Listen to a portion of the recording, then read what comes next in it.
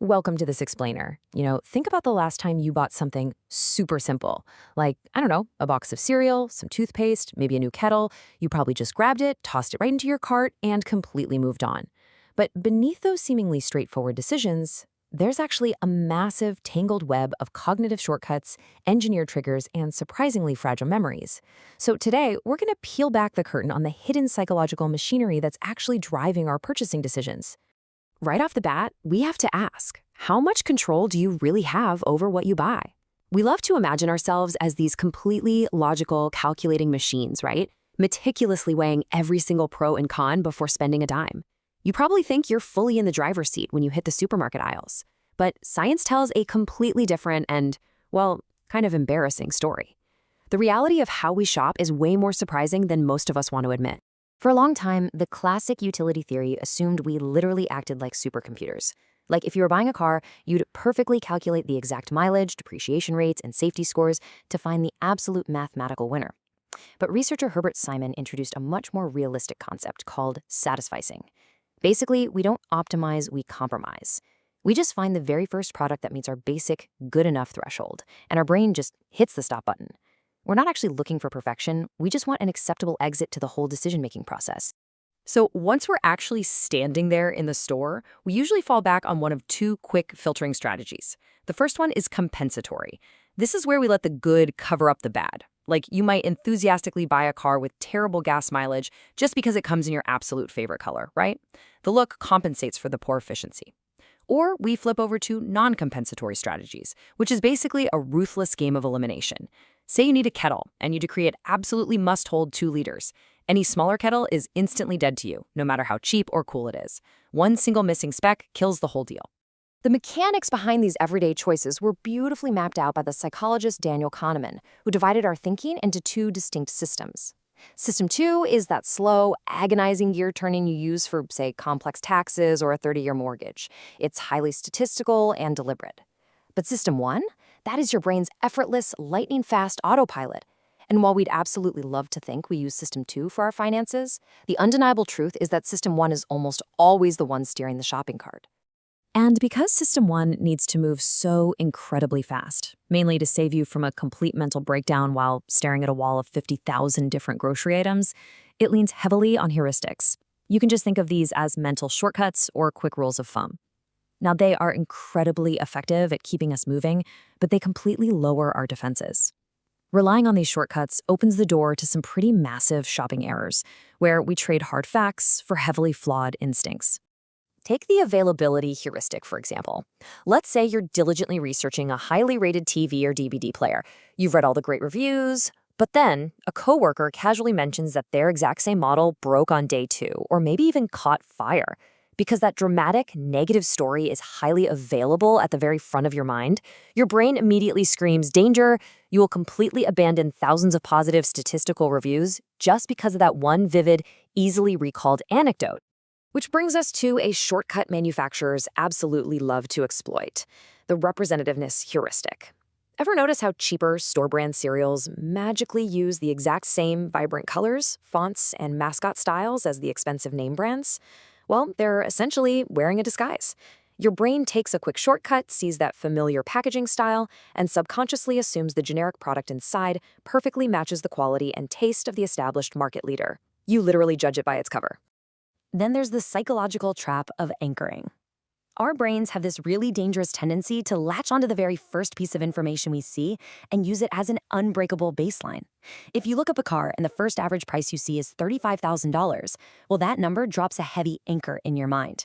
If you later walk into a dealership and they offer you that exact same car for $32,000, your brain just floods with dopamine. You feel like a master negotiator getting an absolute steal, even if the car's true market value is actually only $25,000. That initial anchor totally dictated your perception of a good deal. Okay, so your brain is thoroughly wired with these fast but inherently flawed shortcuts. And trust me, retailers know this.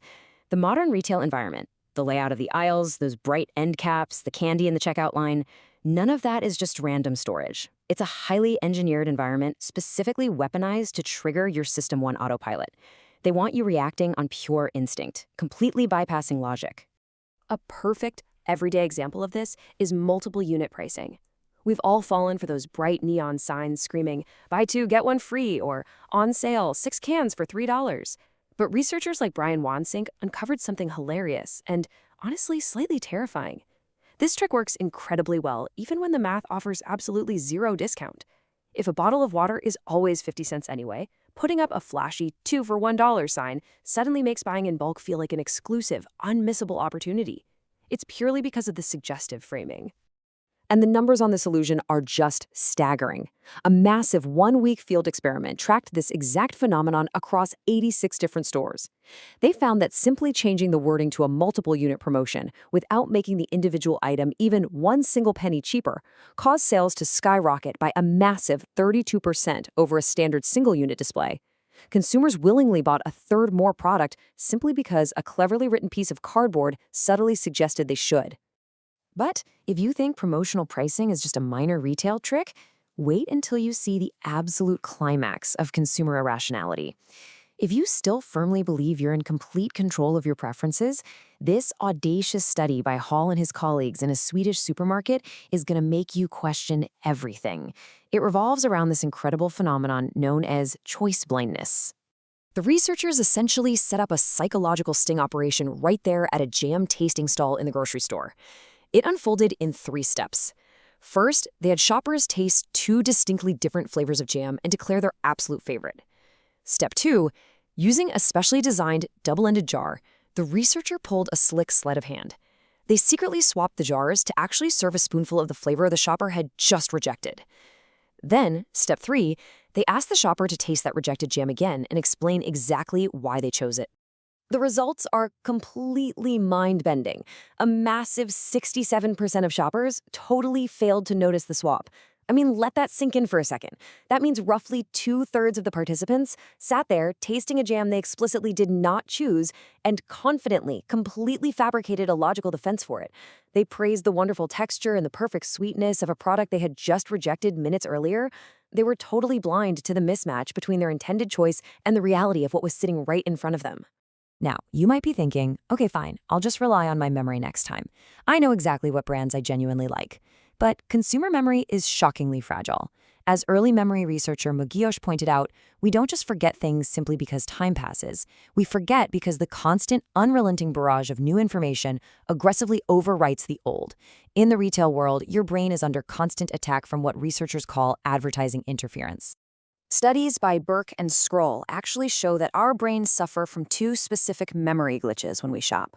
You can think of retroactive interference, kind of like a hard drive being aggressively overwritten. Watching flashy, repetitive new commercials actually actively erases your established memories of older competing products. Then there's proactive interference. That works much more like a stubborn firewall. Your deep-seated nostalgia and old, comfortable brand loyalties create a rigid block, severely preventing you from ever giving a potentially superior, much newer product a fair chance to stick in your mind. So let's look at the actual reality of the checkout line. Knowing that retail environments are heavily engineered to actively exploit your mental shortcuts, that your brain will happily and confidently defend a choice that was secretly swapped right under your nose, and that your memory is constantly being hijacked and overwritten by competing ads, you really have to ask yourself, next time you reach for your so-called favorite item on the shelf, is that choice actually yours, or was it entirely made for you? Keep that firmly in mind the next time you step into the store. Thanks for joining me on this explainer, and stay curious.